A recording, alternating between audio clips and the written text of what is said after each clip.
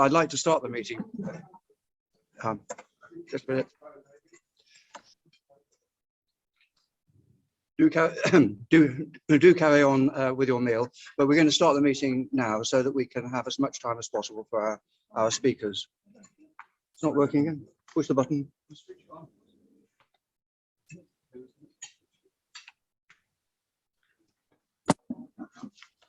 Any better? No? It was working.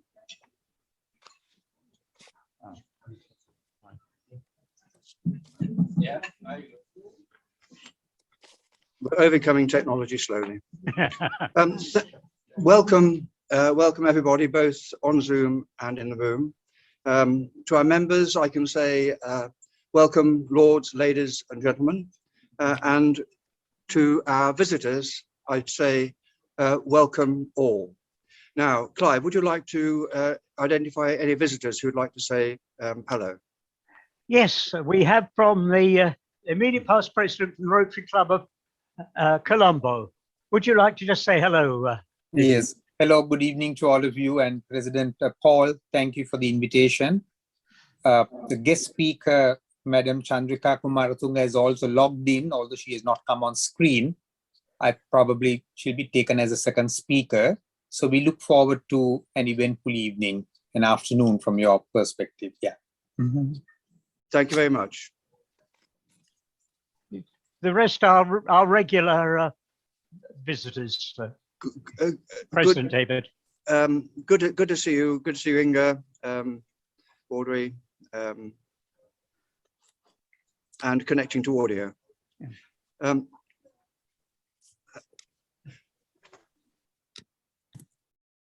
Firstly, I'd like to say that we are keeping in touch with the developments with the Omicron virus, variation of COVID virus.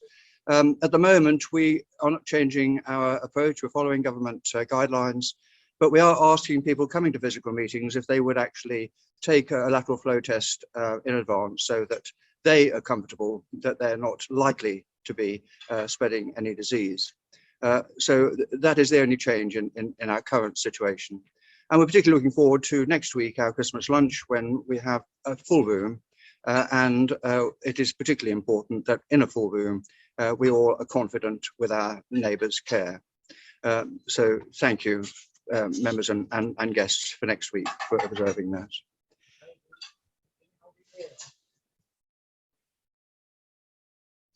I'd like to actually identify also our prospective members in the room. Do we have any prospective members in the room?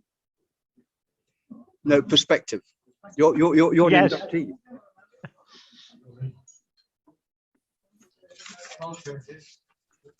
I think you have Yaz in the room, do you not, David? Yeah. Hello. Well, do you want to say a quick hello? Quick hello. Just say your name. Hello, Marco Carnovale from Italy, living in London since 2013. Son of a Rotarian, although I've never attended before, but thank you for inviting me, and let's see what happens next year. Yeah.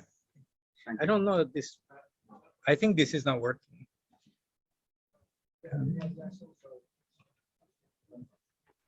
Yes, yeah. Hi. Hello, hello. I think it's not working.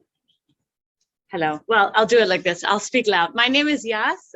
Thank you very much for having me. I'm from Germany, half Persian, half German.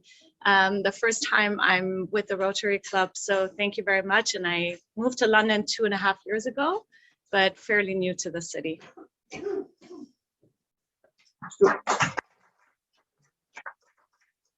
And I know Varsity can't be in a group of people without recruiting somebody. So perhaps by the end of the lunch, we'll also have another prospective member.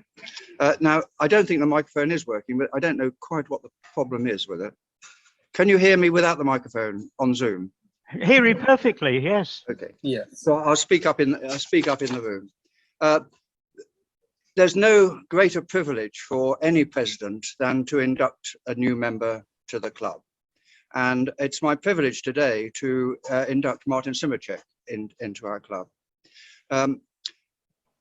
I'll ask Clive, as his sponsor, if he would say a few words about Martin before I continue. Yes, with the greatest of pleasure, President David. Martin Simacek is joining us today as a new Rotarian. He has not previously been in Rotary. Martin currently is a financial analyst with Agramino, based in Prague in the Czech Republic. Let me just read you a little about him. He's a highly motivated and performance-driven and he has recently obtained a master's in finance from Imperial College of London. And his previous work experience is in credit, financial, and data analysis. Extensive cross-cultural experience accompanied by a successful track record of working in multicultural teams of finance professionals are to his credit. He is very eager to join a highly reputable international institution like Rotary International, where he could use in further development his experience from non-profit and the youth development sector. Martin has also been a junior credit analyst with ING and was an intern with Commerzbank prior to that. As I've mentioned, he had his master's, his MSc in finance from Imperial College, which he recently obtained. And before that, he got his BSc from the University of Groningen in the Netherlands. He has been a volunteer in Rwanda as a small business consultant and a translator at Khan Academy and a tutor at Coach Bright. He speaks English, Czech, Slovak, some German, and Russian. His interests is in global importance and politics, aviation and engineering. Hobbies include martial arts, horse riding, solving mental challenges, and creating functioning systems and product designs. He's a well-rounded member. Obviously, he will be of our club, President David, and I'm delighted to introduce him to you for induction as a member of the Rotary Club of London. Martin Simacek. Thank you. Thank you very much. Thank you very much indeed, Clive. Martin's application has been reviewed by council. It's gone out for a 10-day notice to members. No member has objected to Martin's joining, and I'd like now to proceed to induct Martin. If you come up here, Martin. Yeah.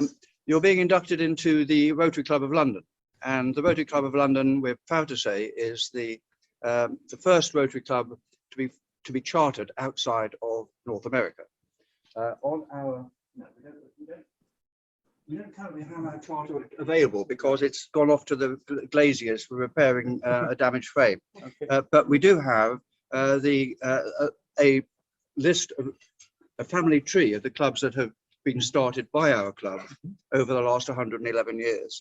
There's about 128 clubs in total. So the Rotary Club of London, we've got a long history. The Rotary International, which spawned us, has a slightly longer history. It was initiated in 1905 and now has 35,000 clubs worldwide and over 1.2 million members. So wherever you are in the world, there will be a club that will welcome you, a neighbor that will shake your hand. And we hope you enjoy a very long time in the Rotary network. So may I shake your hand? Thank you, David. Thank you. Now, Ian, do we have a badge or? No, we haven't. It hasn't yet arrived, President Dave. On a future occasion, we will provide you with a badge and a pin and other information. And our secretary, who's not with us today, will send you the bylaws and constitution that I'm sure you read before you agreed to join. It's always a wise precaution before you join any organisation to know what you're letting yourself in for. But we look forward to a very long and enjoyable association. Would Martin like to say a few words? Oh yes, I'm sorry. Yes. Would he like to come to the camera? Thank you. Thank you, Clive, for reading my CV. It's a pleasure to be here. As Clive said, I'm Martin. I'm originally from Czech Republic. I've worked with Rotary in Rwanda and in Prague, and I was so interested to to joining, and I'm really interested to meeting you all and having a great time at these lunches and promoting Rotary's mission. So thank you very much for having me, for not objecting to my application, and I look forward to the fruitful years I'll be having here. Thank you very much. Welcome.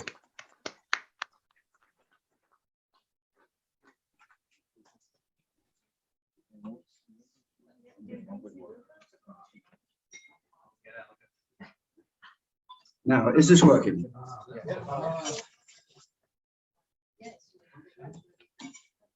Okay. Too well, yeah.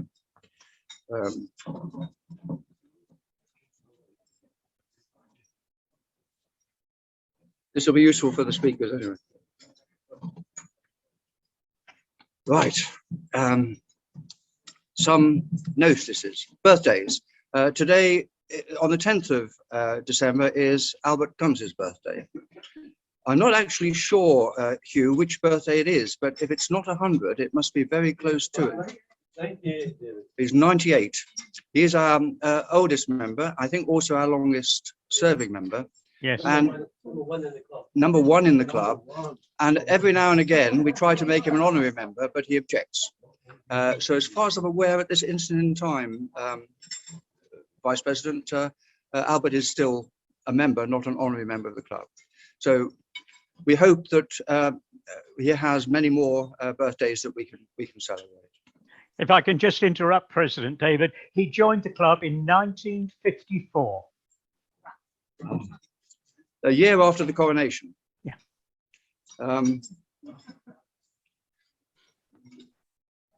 I'd like also to welcome particular guests. Now, we have in our room guests from Harrow and other clubs. Are there any other guests on Zoom from clubs that I'd like to recognise? We did mention them earlier. Okay. We've got Margaret Cooper, who's a regular visitor to us. We're pleased to see her. And I've already introduced, well, yes, Robert is pointing at Eve. But Eve is a regular attender at our club. She's almost like an associate member. Actually, let us formally congratulate Eve on her new elected position, and ask Eve if she would just like to say a few words to the Rotary Club of London from her high status. How, looking down to us from such a high location, a bit cold up there, isn't it, Eve?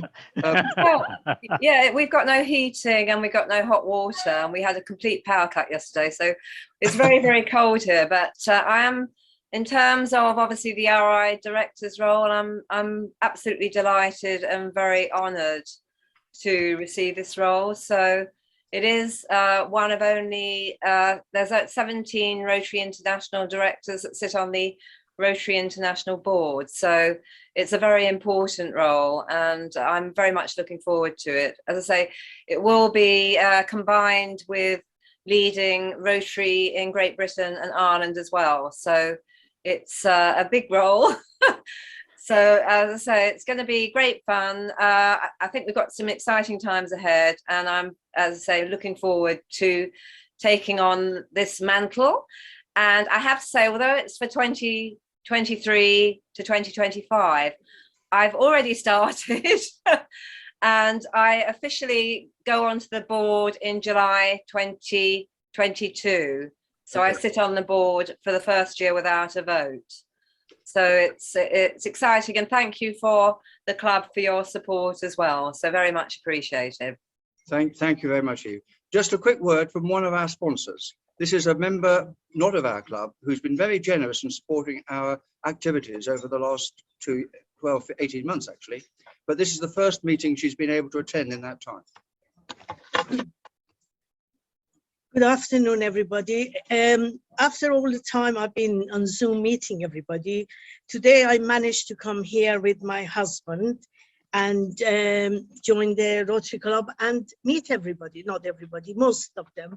And it's really nice to see them. So today, in such a terrible weather, I came with my husband and brought the stuff for the refugees, warm coats and everything. And also all the prizes which I donated last year for the auction. So whoever bet last year, if you had something, So you're gonna get them, whoever that last year. Maybe you should pay interest on what that as well. Everybody, lovely meeting you. And on the way, we were getting lost, and it was raining, and two young gentlemen, I asked them which way is way to Chesterfield. They said, come, we show you. And then Charles arrived, my husband. They said, are you together? I said, yeah, we've been together for 45 years. And they said, what's the secret? I said, he's been away most of the time. Thank you, everybody. Thank you. So that's an example to our members. Now I need to move on and ask our first speaker. If Arsi would come and introduce our first speaker.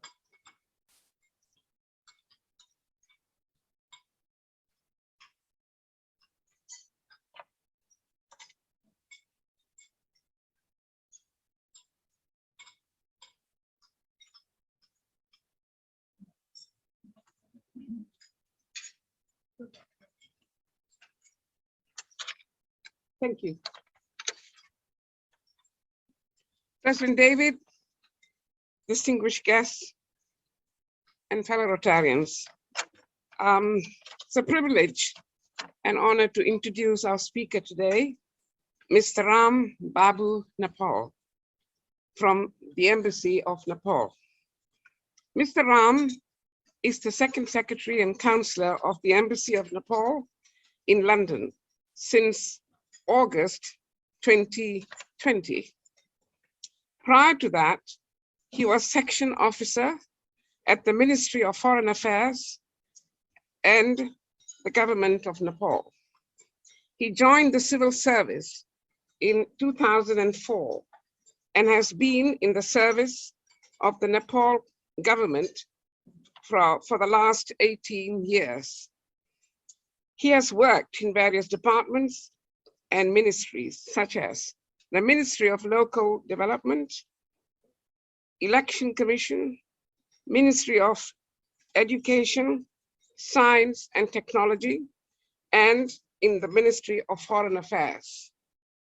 From 2013 to 2017, Ram was stationed at the Embassy of Nepal in Brussels. He has a master's degree in public administration, as well as a master's degree in political science. Both his degrees are from the Tribhuvan University of Nepal. Mr. Ram was born in the Sangya district of Nepal. He's married to Mema Sharma. He loves traveling and listening to classical music. President David, I now distinguish and I'll call upon Mr. Ram.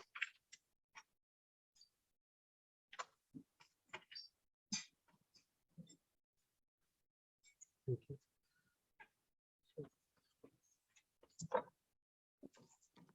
Thank you very much, Dr. Daniel.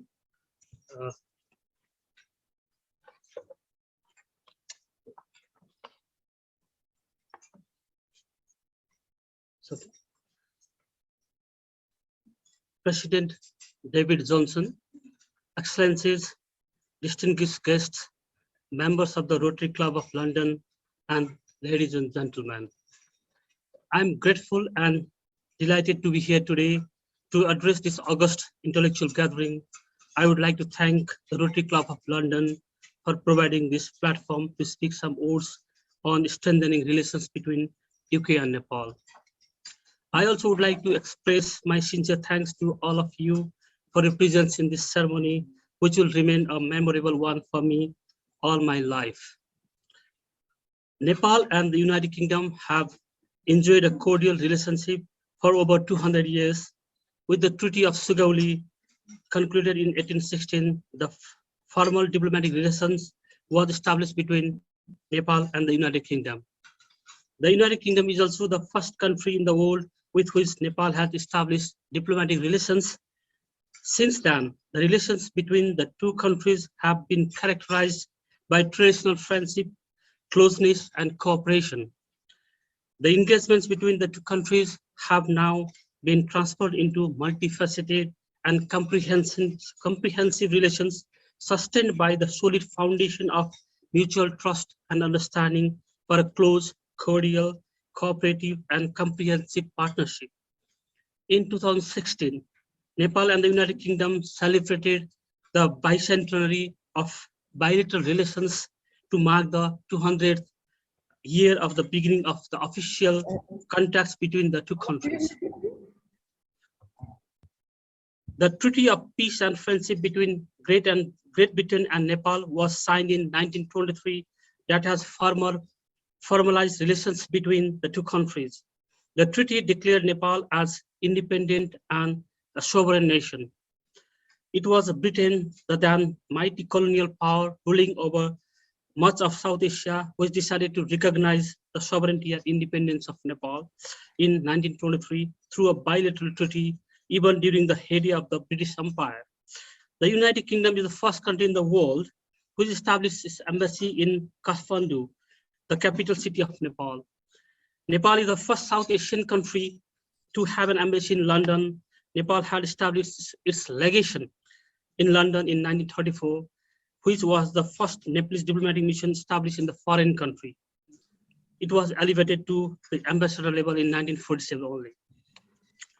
British Gorkha soldiers are the bedrock of Nepal-UK relations, which was started even before the establishment of diplomatic relations. The relationship between Nepal and the United Kingdom is multifaceted, I already told you. I would like to discuss on the current cooperation between the two countries in the following topics. Yes, the exchange of visits between the two countries has helped further deepen and expand the traditional friendly ties. Though many prime ministers and high-level political leaders from Nepal visited the UK from time to time, no single prime minister or foreign minister of the UK has ever visited Nepal so far. However, there have been several visits from the British royals, including Queen Elizabeth herself twice in 1960 and 1986. Prince Harry visited Nepal in March 2016 in connection with bicentenary celebrations of the establishment of diplomatic ties between the two nations.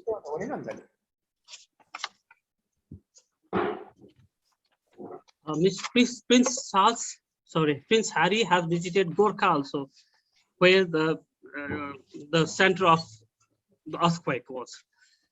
Bilateral consultation mechanism. The periodic consultations between the two countries have been one of the most important factors in cementing the relationships further. The bilateral consultation mechanism has been established for regular consultations between the foreign ministries. On 7 January 2014, the meetings of the consultation mechanism have been held every year alternatively in Kathmandu and the United Kingdom. The last meeting of the mechanism was held on 12 November 2020 in Kathmandu, that is 5th in row.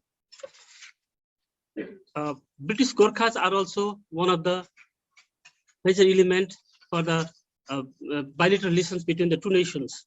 The British Gorkhas connection remains one of the enduring and unique strands in the traditional and close bonds of the friendship between our two countries. The Gorkha soldiers are the most visible bridge between Nepal and the United Kingdom. The Gorkha service in the British Army officially started on 24 April 1815, even before the Sugauli Treaty, which is continuing till the date spanning over more than 200 years. The solid foundation of the relationship is built on the history of service, sacrifice, and bravery of those Gorkha soldiers. The British government is helping the ex-Gorkhas veterans, their families, and other needy people through Gorkha Welfare Trust. This is one of the important tools to uplift the socio-economic condition of the Nepalese people. And I would like to focus on the development cooperation provided by the British government to Nepal. The United Kingdom has always remained one of the largest development partners of Nepal. Nepal started receiving British aid in 1961 on a regular basis and in a programmed way. Last year alone, it stood on the top of the list of Nepal's bilateral development partners on aid disbursement with total disbursement of 84 million. Nepal is receiving the British Development Cooperation as technical assistance too. The British volunteers were engaged in Nepal since 1964 under the British Volunteer Program.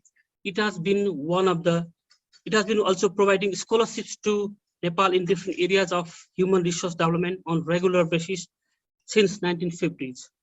Even though the UK remains as one of the largest development partners and has topped the list of bilateral development partners, the actual aid coming from the UK is sharply declining. Nepal received 90 million, 95 million, and 100 million respectively in 2019, 2018, and 2017 respectively. Recently, the UK has sent 260 ventilators, 2,000 pieces of personal protective equipments, along with health experts to Nepal during this COVID to fight against the COVID. And similarly, British government has provided 130,000 vaccines to Nepal to help to fight with the COVID vaccine in Nepal. Trade and investment relations.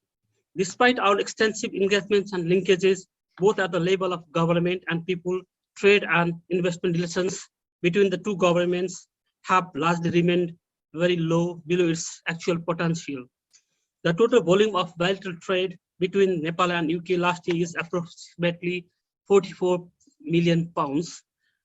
Due to the pandemic, the trade between the countries has decreased with a slight margin last year, and Nepal was in trade deficit with the UK during 2019 and 2020 also. Nepal is enjoying the UK least developed countries tariff treatment, which extends duty-free, quota-free access to almost all products imported from Nepal. Despite that, trade volume remains dismally low. Major Nepalese exports to the UK are pashmina shawls, goat skin, leather goods, Nepalese paper and paper products, woolen carpets, handicrafts, ready-made garments, silverware, and jewelry. Likewise, major imports from UK are copper, scrap, hard drinks, cosmetics, medicine and medical equipments, textiles, copper wire, machinery and parts, aircraft and spare parts, scientific research equipment, office equipment, and stationery items.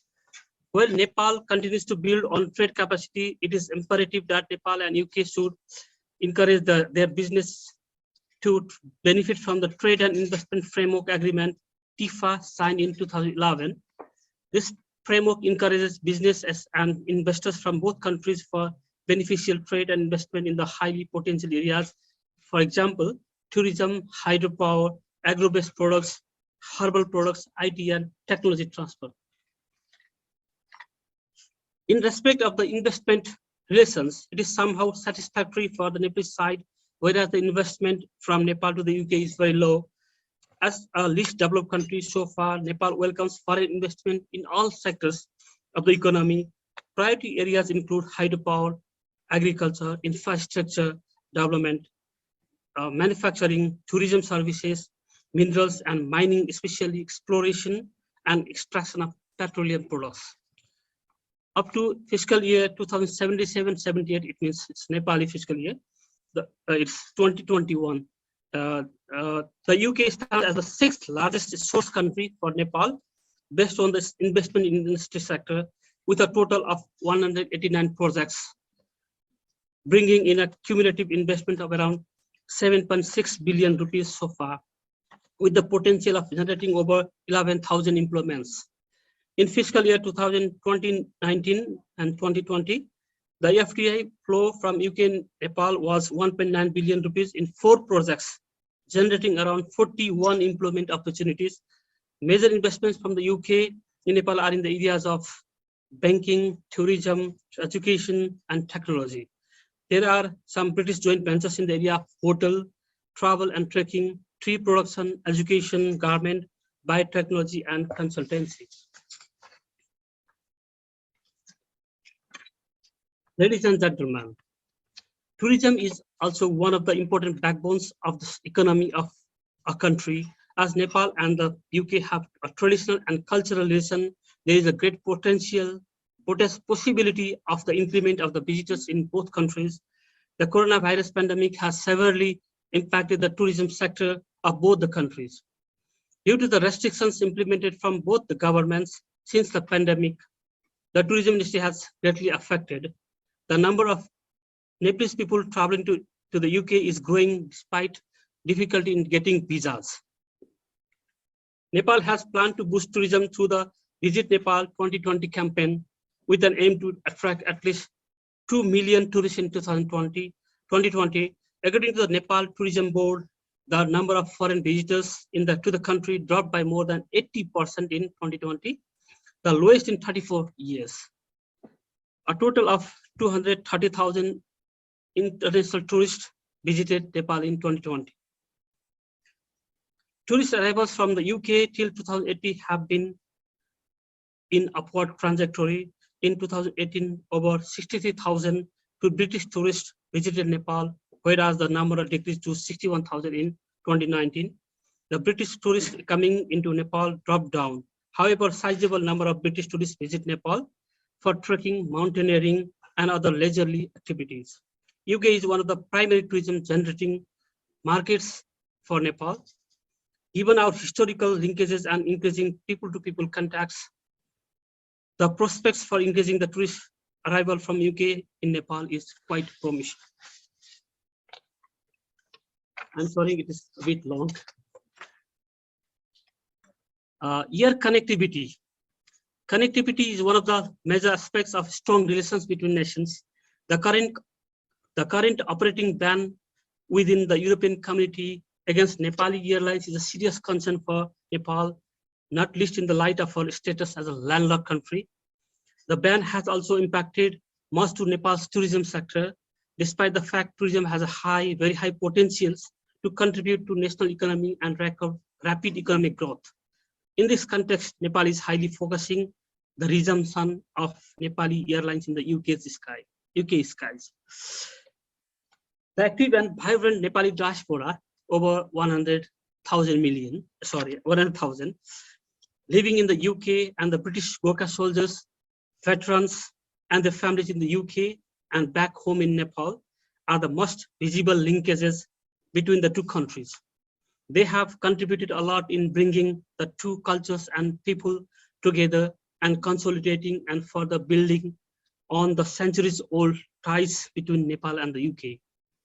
Similarly, the Chevening Scholarship Program and the British Council Kathmandu, along with the British schools and various British INGOs, have played a significant role in bringing youths of both countries closer and promoting Nepal and UK cultural bonds. There is some self-interest behind every relationship. There is no friendship without self-interest. Yes, I agree. There is some self-interest behind every relationship, friendship, to some extent. But the age-old traditional relations between our two countries is beyond that. The relation between the two nations is already strong, but I would like to add some important topics that will certainly have to further strengthen the relations between Nepal and the United Kingdom. High-level visits. I have already mentioned that high level is one of the measuring component of strengthening relationships, but there has not been high-level visits from the UK side. So since there have been frequent visits from Nepal to the United Kingdom, we are expecting high-level visit from the British Prime Minister and the Foreign Minister, which will, I hope, will increase the environment of belief and understanding between the two countries. The most important factor is that collaboration on climate change issues. With high poverty rates, complex topography, and dependence on climate-sensitive sectors, Nepal is currently the fourth most vulnerable country to climate change in the world. The home to the Himalayas is becoming warmer and wetter, and a mean temperature rise of 0.06 degrees centigrade every year. The rise in extreme climate events such as flash flooding, landslides, droughts, pests, and forest fires threatens the country's development course and the lives and livelihoods of its people, especially women and those who are poor and socially disabled. The United Kingdom, as a global leader of the climate change, has successfully conducted the COP26 conference in Glasgow this year. The UK is also highly affected by climate change. Nepal is also planning to organize the Sagarmatha Sambad, Everest Dialogue, a global dialogue initiated by the government of Nepal, and both countries can work together to tackle the effects of climate change as an international priority. The relationship between ex-Gorkha soldiers is also one important component which can strengthen our relationships, as there are some issues with some grievances from the ex-Gorkha soldiers, which needs to be solved as soon as possible, which may increase the good environment between two countries. And resumption of direct air linkages between two countries will also improve the condition of economic condition of Nepal, as well as the tourism between the two countries. So there are some, I think it's already getting late, so I am going to end my speech soon. Nepali diaspora in the UK. There are around 100,000 Nepalese-born people in the United Kingdom. Nepali people are friendly, hardworking, and active, who has been contributing a lot in bringing the two countries, cultures, and people together, consolidating and further building on the centuries-old ties between Nepal and the UK. Both countries can gain from the knowledge and technology transfer from the Nepalese living in the UK. Partnership, especially in the areas of information technology, engineering, education, and banking, can also enhance to strengthen the relation between two countries. There are some issues relating to the resumption of visa services from the British Embassy to Kathmandu, in Kathmandu, that could greatly ease the difficulties being faced by Nepali travelers to the UK. Finally, I would like to discuss the roles of the UK INGOs in Nepal. All external development partners, including the social organizations based in the UK, are assisting Nepal, especially in the fields of education, local development, roads, health, and poverty eradication. Today, I'm particularly speaking about the Rotary Club of London. I remember the Rotary Club of London actively working following the devastating earthquake of 2015, supporting with the long-term sustainable solutions. This organization has reconstructed the school building in Shorpani, Gorkha, and installed new water and sanitation system, and also equipped the school with basic stationary materials, especially in the earthquake affected areas of Nepal. Similarly, I have highly appreciated the Rotary Club of London for providing necessary relief materials and life-saving medicines to the COVID-19 patients in cooperation with other Rotary clubs. I have found that they are always with the poor and needy people whenever necessary. Their benevolent work is really admirable. I would like to thank Rotary Club of London for having me here today. Thank you. Have a nice day.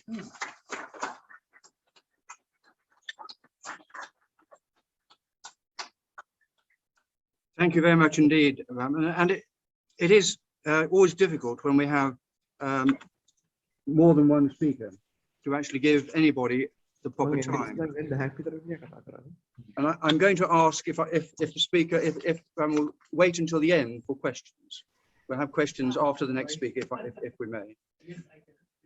And not in a moment. And Hugh, would you care to introduce our next speaker? We're very, very fortunate to have speakers from one off the coast of India and the other from the north, on the north border of India. And we're very fortunate indeed to have our next speaker attend this meeting. Unfortunately, we're a bit limited in the choice of meetings we could have her speak, and I couldn't refuse any opportunity to hear Madam Kamalakan.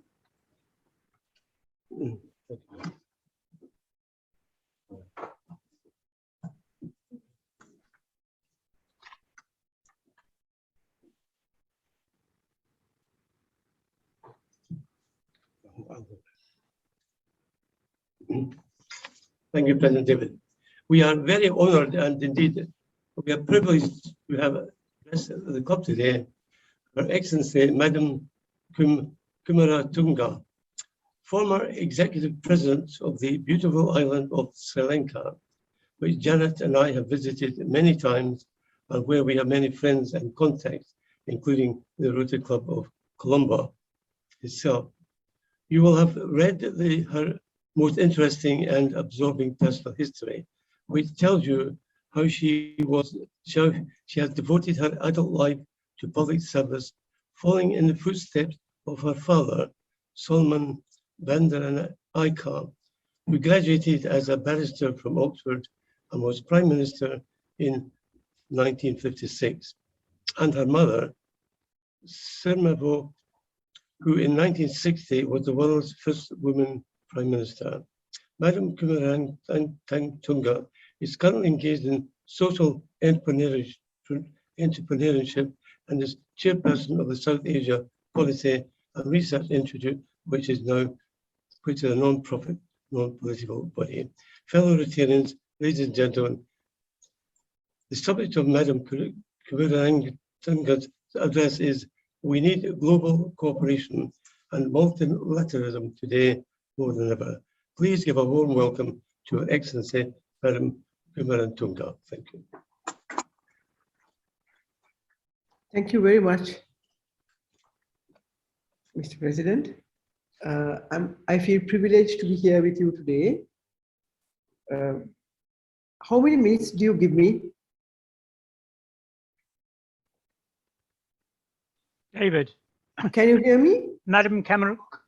Yes, I can hear you. We ask how long you wished us to speak for. Well, I would like to make an announcement that we'd like to hear the full extent of Madam Kamaratunga's talk, but we're conscious we're going beyond our 2 o'clock time frame. So if any member has to leave, then I apologise, but I'm hoping if we can, are you able to stay, Ram, for a bit? If we can have questions of both at the end of Madam Kamaratunga's talk, then I think that would be a very interesting session. So if you would speak, Madam Kamaratunga, for, I think we said 20 minutes, please do. And if people need to leave the lunch, then feel free to do so. Thank you. Thank you. Yes, I am privileged to be invited to speak to the Rotarians of London, the Rotary Club of London. It's an organization I have a long association with, the Rotary Club of Sri Lanka and India. We have engaged in many activities together, even when I was president. So I'm very happy to be able to talk with you, and especially the Rotarians of London. We have had a long association with the UK, my family, Sri Lanka, for many centuries, and my family too, for many generations. I have many friends there, so I'm happy to be able to connect with you. I note that there are many other non-Londoners too in this at this meeting. Greetings to all of you. The topic we are going to talk about today, briefly, I shall be very brief, I think because we have run out of time. It's on the need today of global cooperation and multilateralism. I thought of this topic because the Rotary itself is a global organization acting globally, doing excellent work. So multilateralism is a very important thing for you. Well, globalism. You are a non-governmental organization. I will talk about global cooperation through multilateral organizations such as the UN, the UNO, the United Nations organization, regional organizations, because this is so important to the whole world.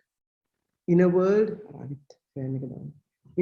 our world today, we have had challenges that our ancestors never anticipated, even we didn't. For example, the recent pandemic, which is decimating the world, has made the necessity for cooperation between nations, for global cooperation, for nations not to act unilaterally in order to defeat this terrible pandemic. Then there are also difficult and dangerous challenges that the modern world faces, such as extremist violence, terrorism. For this too, we need a very close system of acting together, for nations to act together, hence multilateralism, global cooperation. On the other hand, since we know the most effective, the largest global organization is the United Nations organization. Then we have the regional organizations like the European Union, which the UK has decided to leave, but it is still a very effective organization, and many other regional organizations like the one in my region in South Asia, the South Asian Regional Cooperation Organization, in Latin America, in Africa. We have such things all over the world, in the Asia Pacific region. But if we talk about the UN and the activities and in general, the concept of multilateralism, the United Nations has proved that global cooperation between nations, between the nearly 200 nations in the world, is crucial in today's world. We cannot act alone as a nation, as a society. We have to act together in order to overcome the challenges of the modern world. If we take, for example, the biggest scourge of our century, and perhaps the latter part of the last century, terrorism, extremist violence, extremism, religious extremism, ethnic extremism, which has absolutely decimated the world. It starts in one country maybe, but then it spreads across the globe, destroying everything we believe in, destroying so many human lives. And countries cannot act together. A society cannot act alone to defeat this kind of thing unless we have a well-organized, effective system of cooperation between nations to defeat this. After the terrible devastation and destruction of the two world wars in the 20th century, the world decided that rather than warring, rather than going to, using weapons to resolve problems, that they will come together in an organization where they can cooperate and work together. That is called multilateralism, and hence was born the United Nations Organization in 1945. So, and this organization has today done an immense lot of work, incredible amount of work to stabilize the world, to build stability and peace in the world, to eliminate poverty all over the world, to bring in all kinds of laws to control financial operations, to control drugs, and so many other things. And it has been very successful. All this has required cooperation between states. But we have had in the recent past powerful nations beginning to adopt what I call populist politics and say, we don't need global organizations, we don't need the UN, we can act on our own, and trying to break off from international legal covenants. Human rights is another very important thing. Fundamental freedoms, the rights of the individual, which is essential to democracy. You in the UK, and I'm sure all the countries that are members, the individual members that have individual members from in the Rotary clubs, we all believe in democracy. We do not believe in autocracy or dictatorship. We believe democracy means assuring and guaranteeing fundamental freedoms of the individual. It means liberal political systems. It means good governance, honest, transparent governance systems. So all this can only flourish and establish themselves and become effective for countries, for their nationals, and for the world, only if we, the different countries in the world, agree to cooperate with each other and to work with each other. So I wanted to talk about this because the pandemic has made it essential has made it obvious that the countries, all the countries in the world, work together to defeat it. If some countries try to, even so-called developed countries, could not, it was only two or three countries that developed the vaccine, the COVID vaccines, the anti-COVID vaccines, and all the other developed countries, the richer countries, had to work with the countries that developed them. The UK was one of the major countries that developed a vaccine, had to work with them in order to get them for their people. So if there was no global cooperation, if there was no feeling and agreement, even practice that one must help each other, they could have said, we will only help ourselves and we will not give you the vaccines or sell it at a very high rate. Countries like us, like Sri Lanka, and 2/3 or maybe 3/4 of the countries in the world would have been completely bereft if there was no global cooperation.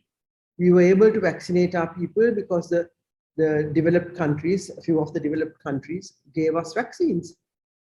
Some of it free, some of it we were able to buy, and the global organization, the United Nations and its organizations, especially the World Health Organization, was able to donate large amounts of vaccines, millions of vaccines, to the poorer countries. That is how I think this pandemic has, we have been able to avoid many more millions of deaths in this pandemic. So it has become more obvious than ever that global cooperation, multilateralism is crucial for this world.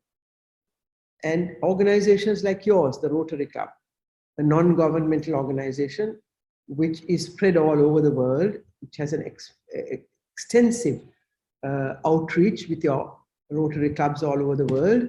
You do an excellent job in social service, in the health sector, in the education sector. You have done a lot of work, positive work in Sri Lanka. For example, the Rotary Club helped my government to finally eliminate polio in this country, and so many other things. I will not go into all the details. So a global organization like yours, which has so much outreach all over the world, must also, I would suggest, actively engage in spreading the concept of globalism, of multilateralism, the need for multilateralism amongst non-governmental organizations like yours, and there are many others, and also the institutionalized, the regular global organizations between governments, such as the UN organization, regional organizations, and so many more. Of course, some people criticize the global organizations because they have not been as effective as sometimes some people hope. But one must remember that a global organization, even like the UN, is only as effective or non-effective as the member countries wish and as the member countries would contribute to. The UN has achieved immense amount of work in all the fields, even in emergencies like the pandemic. If the WHO did not come in, it would have been, we would have had serious negative effects. In times of war, conflict, the UN has been able to do very effective, has played an effective role, even recently in Syria, in Palestine, to prevent human disaster in Haiti, in so many places. I will not go into it all. By their actions, the UN, by their actions, the various subsidiary organizations of the UN. So I think we have to build the UN rather than reject it. It has its weaknesses. We will have to make it more representative of all the nations, big and small. The UN at the moment is a little bit too representative of the big nations. The big nations will have to decide to share equally the powers of decision making and such like. The global organizations, non-governmental and UN and regional organizations will have to embrace diversity much more diversity of ethnic, religious, and other groups. It will have to be robust. It will have the institutions in the international organizations will have to strengthen themselves, modernize themselves, modernize their management structures and their organizations in order to meet the unexpected challenges which are massive today that face the world.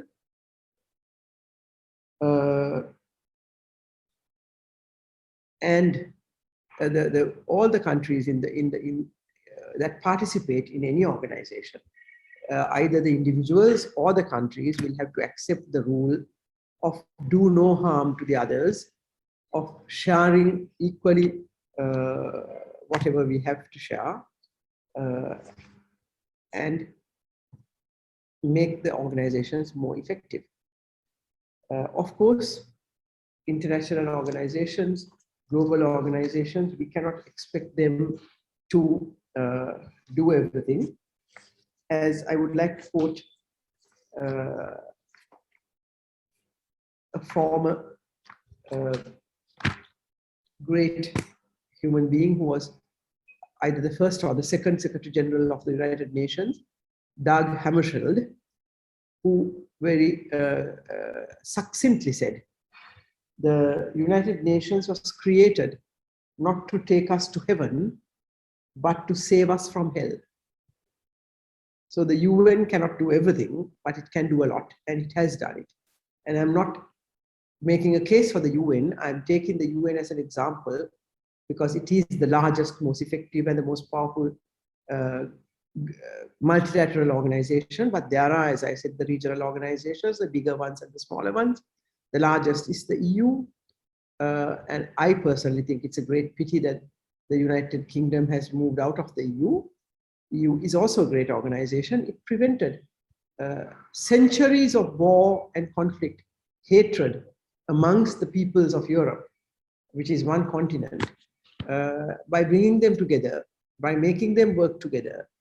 And since the EU began, we have not seen European wars, European countries warring against each other. They work very closely together, and there are other regional organizations also maybe not as effective and as powerful as the EU. So I just wanted to highlight and underline and focus on the need for all of us working together in the world, especially because I'm talking to Rotarians, Rotarians in the West, in one of the most important and powerful countries of the West, the UK. And I think I will stop now because I would much prefer to discuss with you rather than lecture to you. I have just highlighted the main points. And if there are any questions that you would like to pose or ideas, dialogue with me, I'm open to that. Thank you very much for giving me your ear.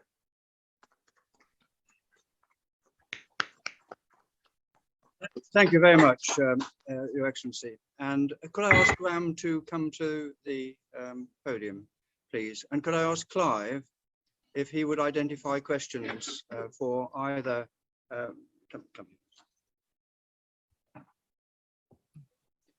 either related to Nepal or to the global concerns of Madam Atarunga. Yes, thank you.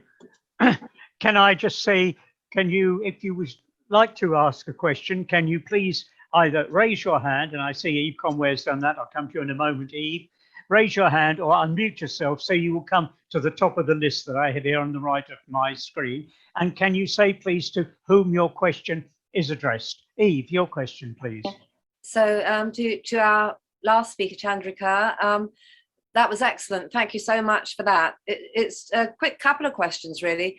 I don't know whether you are aware that Rotary was instrumental in starting the United Nations. So we played a big part in that, and UNESCO. And also one of our very recent presidents of Rotary International was from Sri Lanka, and Ravi Ravindran. So I just wondered whether you know him, have come across him, and he's been obviously very instrumental. He's a good friend. Yeah, I thought you probably was, but But as I say, it's really, I think, how important you feel Rotary is in bringing peace to the world. Well, it is extremely important. This is why I kept talking about Rotary and the UN at the same time, but I didn't want to go into unnecessary detail. Yes, it is extremely important. Organizations like the Rotary, and you are one of the biggest global organizations outside of governments, you can play a very important role. And sometimes I feel that non-governmental organizations can place perhaps a much bigger role than even governments in changing the hearts and minds of people. Yeah, and I know that Ravi was, very instrumental in talking to the Tamil Tigers as well in Sri Lanka and bringing about peace actually there, as well as helping polio vaccinations through his discussions to make that possible. I think you're telling Her Excellency what she already knows there, because I heard her tell me that when she was talking at a Colombo Rotary meeting, and it is certainly along with more very important subjects like education of women, or at least having educated women, so you can have slightly more educated men. But the point about Rotary is actually built on a competitive strategy. You had members joining the club to demonstrate their corporate and social responsibility in exclusion of the other businesses in the locality. So we have to understand that there is competition, but there is no politics. We need politics to adopt, politicians to adopt Rotary. Rotary cannot adopt politics. And that is one of our challenges.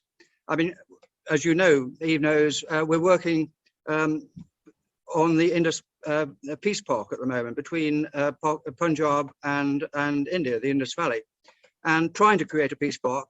And although that may do nothing, at the end of the day, the peace park may not happen.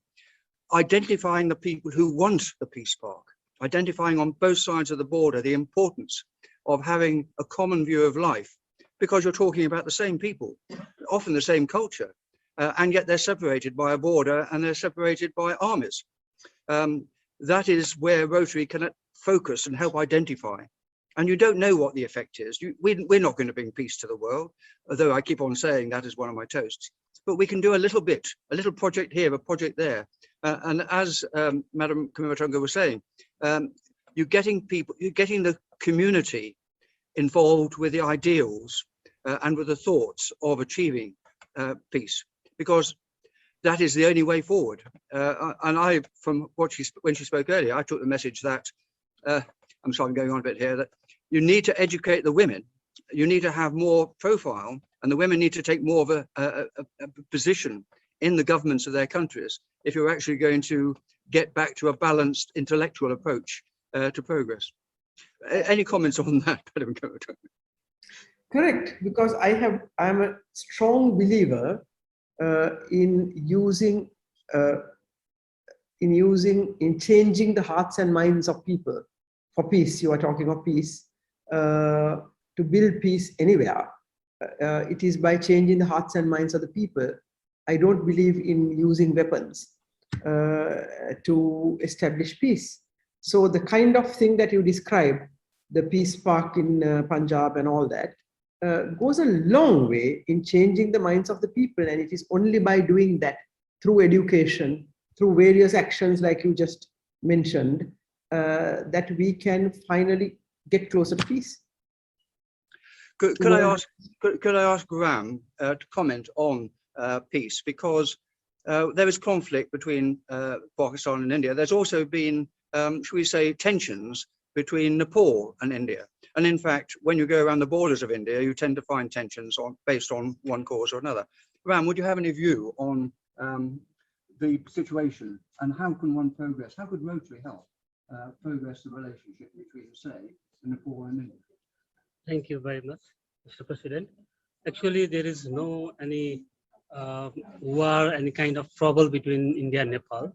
As the Nepal and India has open borders, there are some misunderstandings, there are some small problems which can be solved amicably.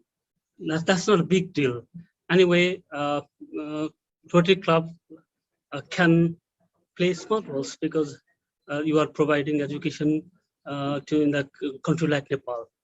Yeah, and people are always craving for developments. If people are developed, if they are educated, they can actually solve the problems. Those kind of problems which sometimes appear in the countries which have open borders.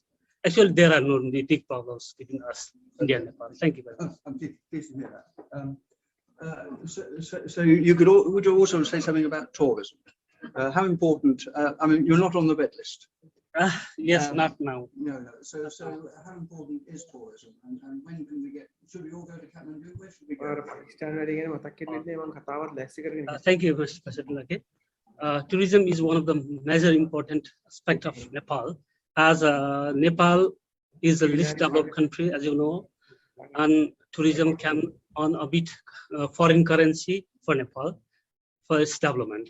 Anyway, Nepal is not now at the red list of the UK, but I don't think it can go longer as this Omicron is seen in UK and Nepal also. Anyway, it affects greatly to both countries, not only Nepal. And Nepal is a lovely country, as you know. It's poor, but it's very beautiful country. And Nepal always welcomes tourists from the UK and rest of the part of the world. Anyway, we would love to welcome all of you to Nepal. Thank you very much. Any final questions from your side, Clive? Inga from Norway has his hand up. Inga, you would like to put Yes, thank you, President Paul. I have a question to both speakers.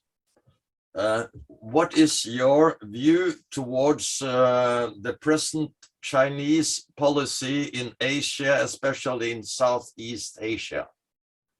Thank you. Do you want to lead? Madam, first speak. Want me to talk first?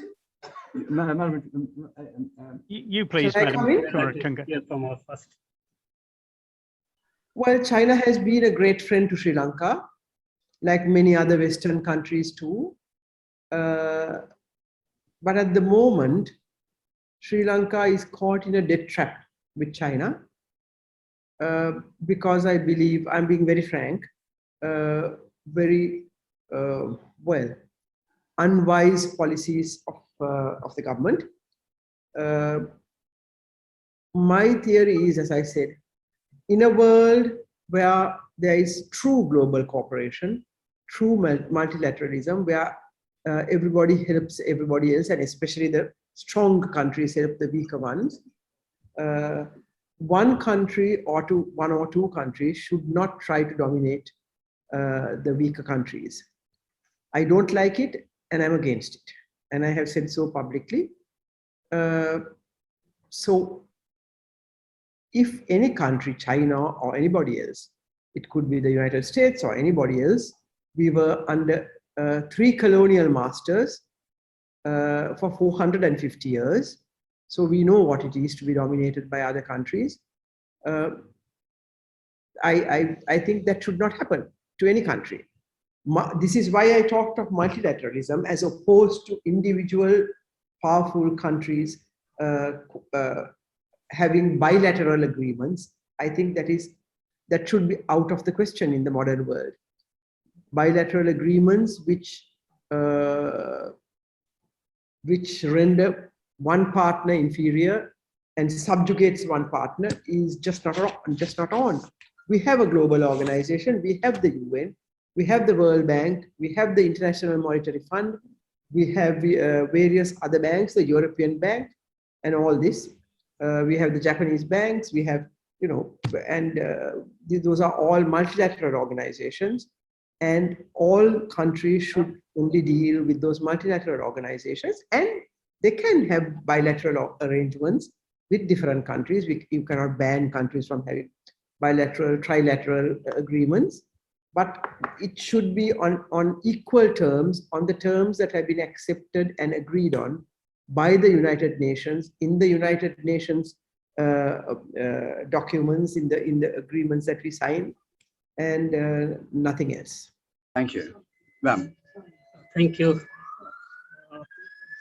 Nepal and China are very good friendly countries, and China is one of our neighboring country to the northern part, and China is always we have a very good relationships in terms of our development aids, and since we are both sovereign countries, and China is always respecting our sovereignty, and it doesn't deal with our internal affairs.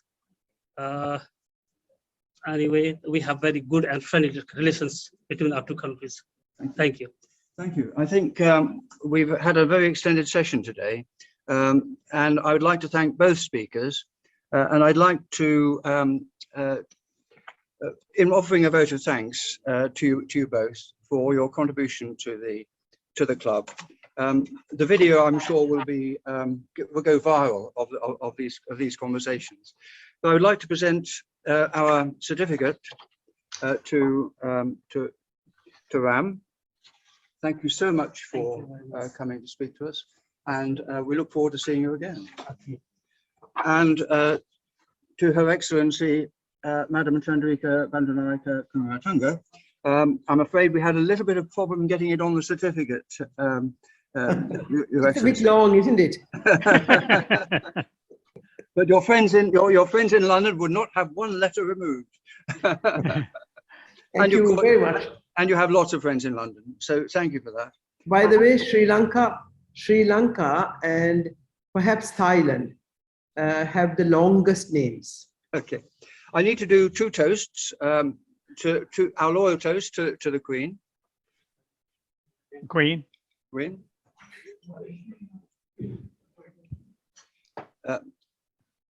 And our toast to Rotary in peace the world over. Rotary in peace the world over. I think there are conversations that can continue, and I have certainly notes, for example, that in the room we raised £131 for the Nepalese school for lunch. We've had a letter from Lebanon thanking us for, well, from actually the Rotary Club in Brussels.